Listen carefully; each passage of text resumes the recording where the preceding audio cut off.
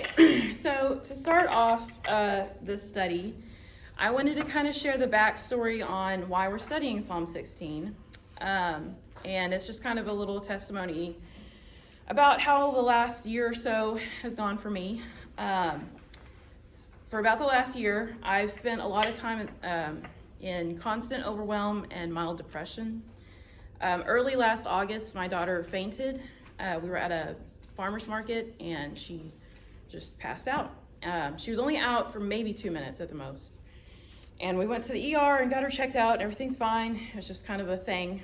Apparently it runs in our family. Nobody told me.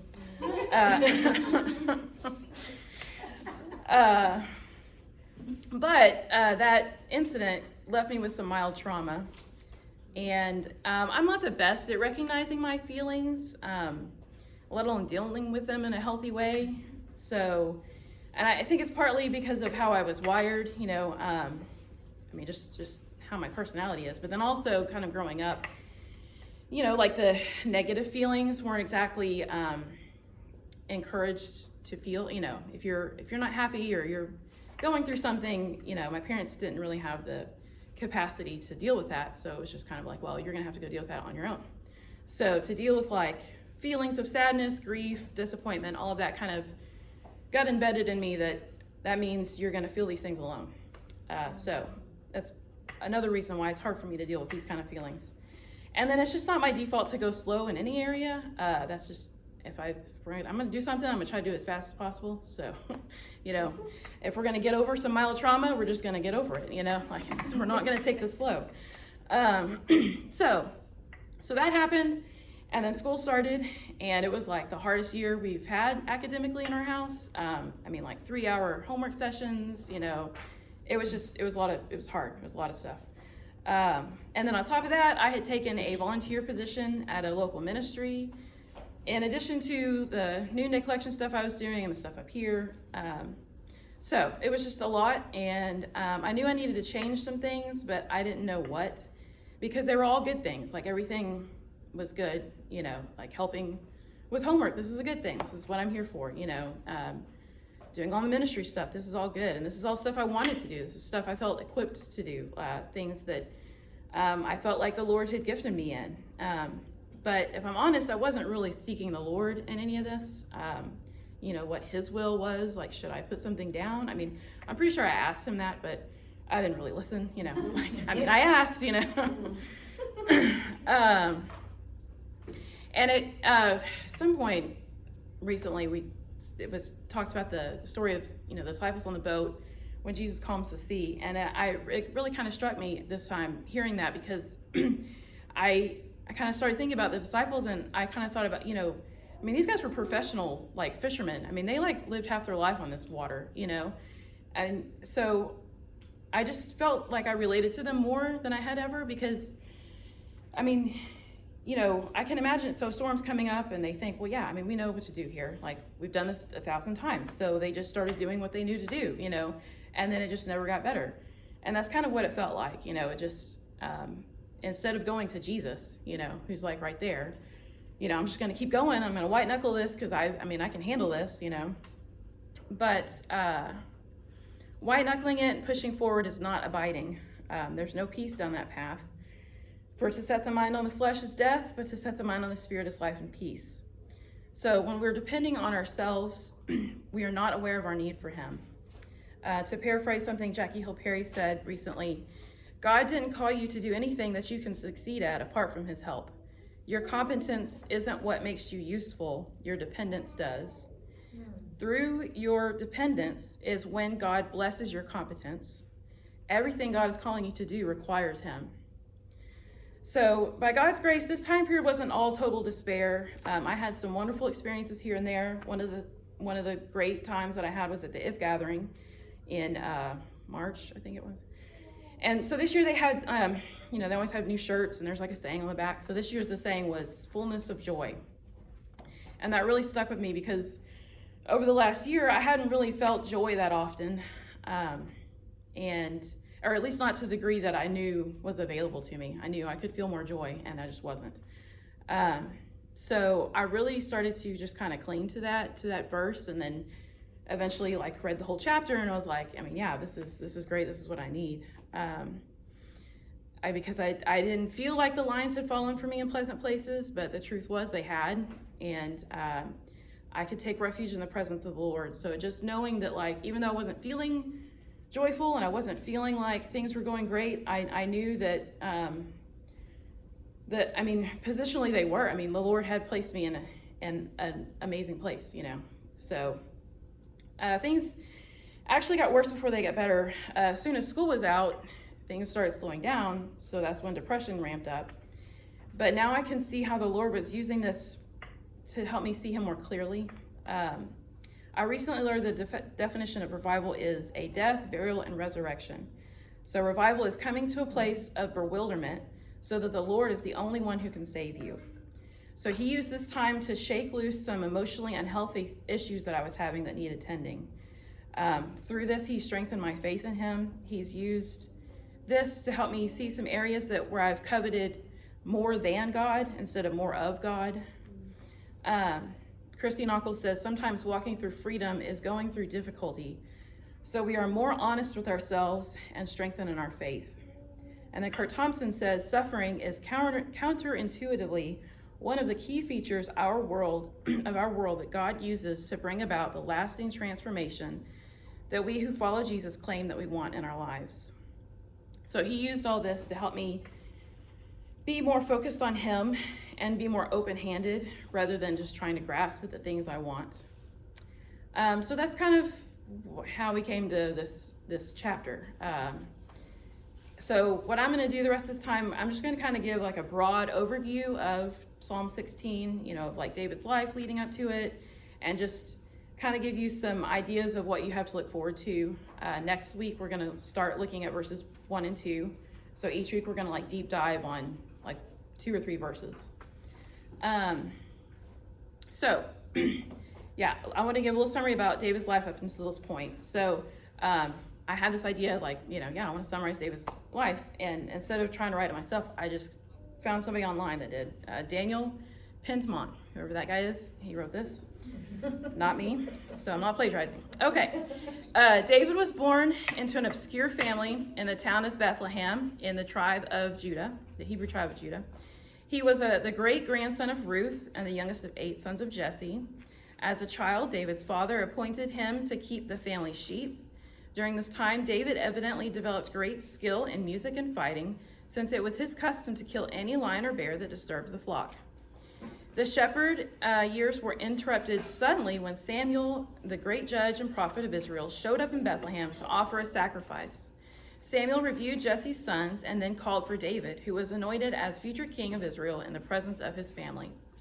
Saul, king of Israel at that time, was rejected by God because of his disobedience. Saul began to experience, I looked up and I lost my place. Spiritual oppression, and his court followers recommended a musician.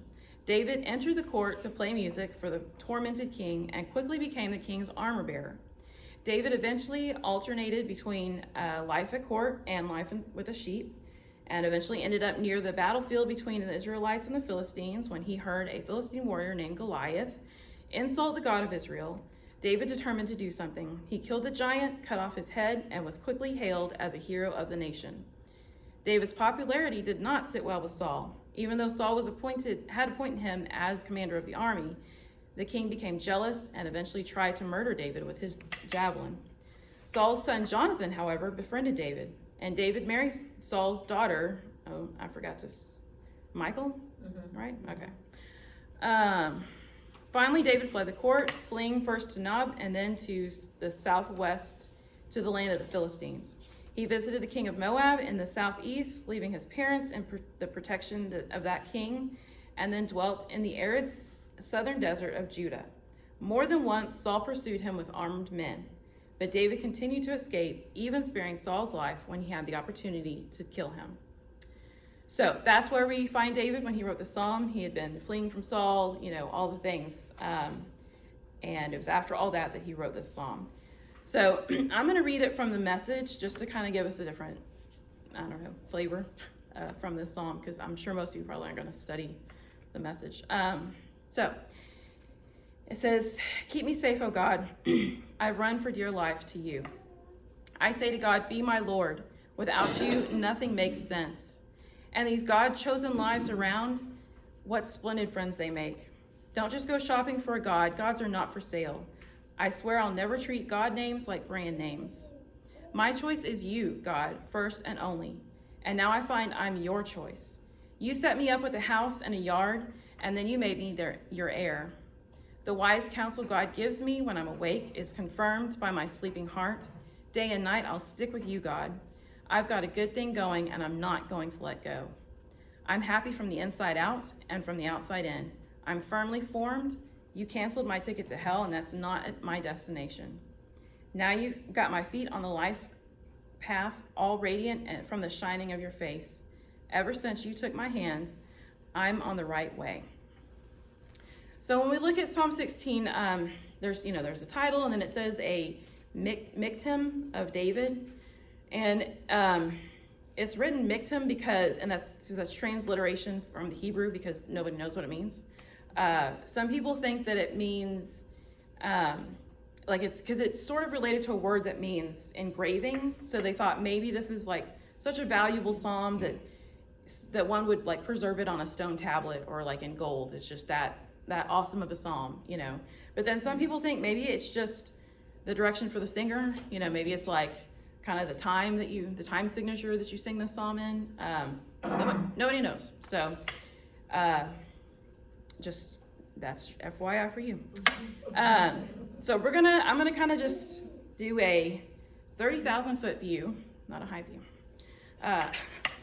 of all these. So I'm gonna walk through all these verses. So verse 1 through 2, it says, "Preserve me, O God, for in you I take refuge. I say to the Lord, you are my Lord. I have no good apart from you."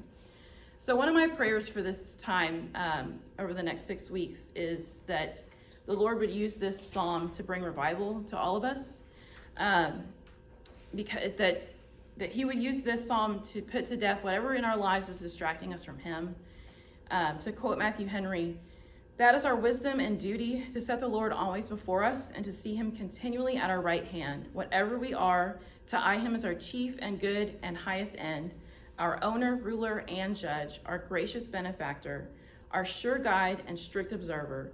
And while we do that, we shall not be moved either from duty or from comfort." So then looking at verses 3 and 4, it says, "As for the saints in the land, they are the excellent ones, in whom is all my delight. The sorrows of those who run after another god shall multiply. Their drink offerings of blood will not pour out, or take their names on my lips." I didn't really have a whole lot in this. So I'm going to let whoever's teaching that one deal with this one. But it does seem to me like if the sins of other people are not bothering you like at all, then that might be a good indicator that you are in some way distancing yourself from the Lord. You're not really seeking him if all the sins around you just don't bother you at all. So then he goes on to say, "The Lord is my chosen portion and my cup. You hold my lot. The lines have fallen for me in pleasant places. Indeed, I have a beautiful inheritance." So I think this is mainly talking about, our inheritance is Jesus. When we go to heaven, when we're on the new earth, Jesus is, heaven really, so being with him, that's the treasure. But I feel like that truth in the future can kind of come back into our present and affect the way we live now. Part of that being kind of like Hannah was talking about, have the goodness of boundaries. So I think that, and again, we're going to get much deeper into this later, but I think the usage of talking about boundaries here is just to help us, because I think in general, we can have a negative view of boundaries. I think a lot of people can just, if you were to ask people on the street, they're probably going to say, a lot of negative things, but there really are good things. Boundaries are good because they define and protect freedom. So, I think one of the ways that this passage helped me, especially with the last year, was just helping me to see how I wasn't really seeking, the boundaries the Lord had placed. There's all kinds of good things that we need to say no to, not just because they're bad for us. They could be good, but that's just not what the Lord has for us at that time. And so kind of one of the visuals I kind of kept having with this was, if you've seen The Sound of Music, it's like Maria when she's like singing on the hill, she's like twirling around. If you've not seen this, you can YouTube it, but it just looks like the freedom of boundaries, like she has freedom, it's like when we're in God's boundaries, there's freedom there and there's joy, like we're going to talk about in a little bit. And it just feels very open-handed, it's more like, okay, just waiting for what the Lord has for you instead of like grasping and just striving at things. So this is kind of another prayer of mine over the study, is that the reality of forever with Jesus, our everlasting bliss, would comfort you in the now and fill you with peace. So I did, this was like a little visual I made to kind of go along with this. I kind of was just thinking of the beauty and freedom and boundaries, so if like the gold is like the boundaries the Lord has placed in our life, and so on the outside, there's all kinds of shiny and pretty things, things that are, they look good, hot pink is great, but, what the Lord has on the inside of the boundaries is better, and there's more space, there's more peace, it's more calm, and there can be more joy there because there's the space for the joy to happen, and instead of just the clutter and the loudness of outside of the boundaries. So that's what this is about.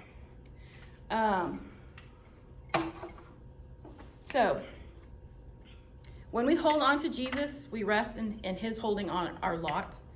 That is when we can walk in the goodness that he has prepared for us. Ephesians 2:10 says, "For we are his workmanship, created in Christ Jesus for good works, which God prepared beforehand that we should walk in them." That's another verse that always comes to mind for me when I'm thinking about these kind of things. It says to walk in them, not to run ourselves ragged in them, to claw and grasp at them. It's just a very, we're just walking with him in them. So verses 7-8 say, "I bless the Lord who gives me counsel. In the night also my heart instructs me. I have set the Lord always before me, because he's at my right hand. I shall not be shaken." David had gone through a lot of life-shaking events at this point in his life and come through them because the Lord was with him. God entrusts us with hardships for our good. Another prayer I have for this is that we would understand, again to quote Christy Knuckles, his witness with us is the journey, with us in this journey is the best outcome. He is with you, and that is the treasure. I got a lot of quotes here. So also a quote, because I'm not good at I know I could just rephrase it and it's not plagiarism, but English is not my thing. So I'm just going to quote. Lisa Turker says, "The greatest joy in life isn't when it all works out like we hoped it would. It's when we experience the God of the universe pausing to reach us and remind us we aren't alone. So the treasure is realizing he is the treasure and he has been there all along." And then we actually went to a Beth Moore, Living Proof Live. I think this was 6 years ago, and she taught on this passage, and I found my notes, surprisingly. They weren't great, but I did have a couple things I quoted her. So I was really hoping to find more. I hoped I had detailed notes, but they weren't. So she says, "A shaking can mean we are on the threshold of a calling, and only until the unshakable remains, let's shake off what we can and let all else shake us up." So that's Beth Moore for you. All right, so verses 9-11, "Therefore my heart is glad and my whole being rejoices. My flesh also dwells securely, for you will not abandon my soul to Sheol, or let your Holy One see corruption. You make known to me the path of life. In your presence there is fullness of joy. At your right hand are pleasures forevermore. We will see how the Lord of infinite grace and mercy will deliver us and supply everything we need, if only we will humbly call upon him." Again, to quote Beth Moore, "One of our biggest testimonies in a lost and gloomy world is our joy." So that's kind of what we have to look forward to in the study. Like I said, every week we're gonna really deep dive into 2 or 3 verses. We've got 6 different teachers, so 5 including me,